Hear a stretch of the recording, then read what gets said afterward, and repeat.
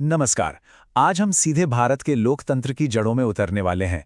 हम ये जानेंगे कि देश की असली ताकत यानी हमारा ग्रामीण भारत अपना शासन खुद कैसे चलाता है। तो चलिए इस दिलचस्प सफर की शुरुआत करते हैं। महात्मा गांधी के इस बहुत ही शक्तिशाली विचार से शुरुआत करते हैं। और ये बात हमें याद दिलाती है कि भारत की आत्मा, उसकी असली पहचान शहरों की चकाचौंध में नहीं बल्कि उसके गांवों की सादगी में है। और हम सिर्फ कुछ गांवों की बात नहीं कर रहे हैं। भारत में करीब करीब 6 लाख गांव हैं। जरा सोचिए इस स्केल के बारे में। इतने बड़े और विविध देश में जमीनी स्तर पर शासन चलाना अपने आप में कितनी बड़ी चुनौती होगी। तो चलिए इस चुनौती को और अच्छे से समझने के लिए हम एक कहानी सुनते हैं। मान लीजिए एक गांव है, लक्ष्मणपुर। लक्ष्मणपुर भारत के हजारों गांवों जैसा ही एक गांव है और यहाँ भी रोजमर्रा की अपनी कुछ परेशानियां हैं। जैसे मान लीजिए जोरदार बारिश हुई और गांव की जो मेन सड़क थी वो पूरी तरह टूट गई। अब लोगों का आना जाना कितना मुश्किल हो गया होगा। ये एक असल दिक्कत है। और तो और किसानों को अपने खेतों में सिंचाई के लिए पानी चाहिए, जो कि गांव की रोजी रोटी के लिए सबसे जरूरी है। और सोचिए गांव में एक ही तो प्राइमरी स्कूल है और उसकी इमारत को भी मरम्मत की सख्त जरूरत है ताकि बच्चे एक सुरक्षित माहौल में पढ़ सकें। तो असली सवाल ये है कि इन सब समस्याओं को सुलझाएगा कौन? जब देश की राजधानी हजारों मील दूर है तो क्या हर छोटी मोटी बात के लिए वहीं जाएंगे? नहीं ना। तो फिर जवाब क्या है? जवाब किसी दूर बैठे नेता के पास नहीं बल्कि गांव के लोगों के पास ही है। इसका हल एक ऐसे सिस्टम में है जो ताकत को सीधे लोगों के हाथों में देता है। इसे कहते हैं पंचायती राज। ये ग्रामीण भारत के लिए स्वशासन मतलब सेल्फ गवर्नमेंट का एक बहुत ही शानदार सिस्टम है। इसका सीधा सा आइडिया ये है कि भाई जो लोकल फैसले हैं वो लोकल लोग ही लेंगे। अब ये सिस्टम ना एक पिरामिड की तरह काम करता है जिसकी नींव सबसे मजबूत है। सबसे नीचे हर गांव की अपनी ग्राम पंचायत होती है। फिर कई गांवों को मिलाकर एक पंचायत समिति बनती है जो ब्लॉक लेवल पर काम करती है। और सबसे ऊपर पूरे जिले के लिए होती है जिला परिषद।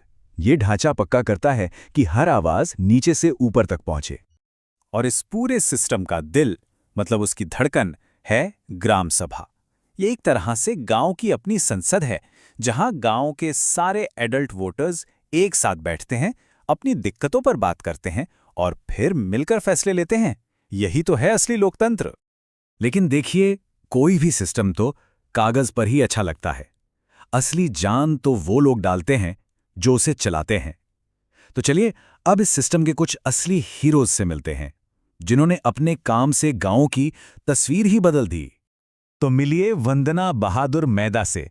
जरा सोचिए, मध्य प्रदेश का एक छोटा सा गांव, वहां उन्होंने सारी मुश्किलों को पार किया और गांव की पहली महिला सरपंच बनी। उन्होंने न सिर्फ महिलाओं को ग्राम सभा में आकर अपनी बात रखने के लिए हिम्मत दी, बल्कि शिक्षा जैसे जरूरी मुद्दों पर भी बहुत काम किया। अब ये हैं पोपटराव बागूजी पवार। महाराष्ट्र में इनका गांव था हिवरे बाजार, जहां पानी की हमेशा किल्लत रहती थी, सूखा पड़ता था। सरपंच बनने के बाद उन्होंने बारिश के पानी को बचाने और लाखों पेड़ लगाने का एक जबरदस्त अभियान चलाया और आज वो गांव हरा भरा और खुशहाल है। और यह है ज्ञानेश्वर कामले, एक ट्रांसजेंडर सरपंच, जिन्होंने ये साबित कर दिया कि सेवा और लीडरशिप का किसी जेंडर से कोई लेना देना नहीं है। उनका मोटो ग्राम सेवा ही लोक सेवा है, उनकी निस्वार्थ भावना को दिखाता है। तो ये हीरोज तो गांव लेवल पर गजब का काम कर रहे हैं, पर ये पूरा सिस्टम एक साथ कैसे काम करता है? मतलब गांव, ब्लॉक और जिला ये आपस में जुड़े कैसे हैं? चलिए समझते हैं। तो ऐसा सोचिए कि पंचायत समिति एक पोस्टमैन की तरह है जो सभी ग्राम पंचायतों से उनके प्लान्स इकट्ठा करके जिला परिषद तक पहुंचाती है। और जिला परिषद एक मैनेजर की तरह है जो इन सभी प्लान्स को मिलाकर पूरे जिले के डेवलपमेंट का एक बड़ा मैप तैयार करती है। यही सिस्टम सरकारी फंड को सही जगह पहुंचाने में मदद करता है और ये भी पक्का करता है कि समाज के हर तबके की बात सुनी जाए। और अब एक ऐसी बात जो शायद आपको हैरान कर दे। ये जो 3 लेवल का सिस्टम हम आज देख रहे हैं, ये कोई नया आइडिया नहीं है। आज से करीब 2300 साल पहले कौटिल्य ने अपनी मशहूर किताब अर्थशास्त्र में गांव से लेकर राज्य तक बिल्कुल इसी तरह के एक एडमिनिस्ट्रेटिव स्ट्रक्चर के बारे में बताया था। है ना कमाल की बात? तो अब जब हम इस पूरे सिस्टम को समझ गए हैं, तो क्यों ना इसे एक असली सिचुएशन में लगाकर देखें? ये आपके लिए एक छोटी सी चुनौती है, एक सोचने का अभ्यास। चलिए अब एक सिचुएशन इमेजिन करते हैं। मान लीजिए कि गांव का स्कूल एक बहुत ही बिजी और खतरनाक हाईवे के ठीक बगल में है। बच्चों को रोज अपनी जान जोखिम में डालकर सड़क पार करनी पड़ती है। ऐसे में क्या किया जा सकता है? इस सिस्टम का इस्तेमाल करके इस प्रॉब्लम को कैसे सॉल्व किया जा सकता है? तो इसका एक तरीका हो सकता है। सबसे पहले कुछ लोग मिलकर एक ग्रुप बना सकते हैं और पता लगा सकते हैं कि क्या-क्या सॉल्यूशंस हो सकते हैं, जैसे स्पीड ब्रेकर या फिर एक फुट ओवर ब्रिज। फिर वो एक लिखित प्रस्ताव तैयार कर सकते हैं और सबसे जरूरी कदम, इस प्रस्ताव को अगली ग्राम सभा की मीटिंग में सबके सामने रखना। देखिए, यही तो है इस सिस्टम की असली ताकत।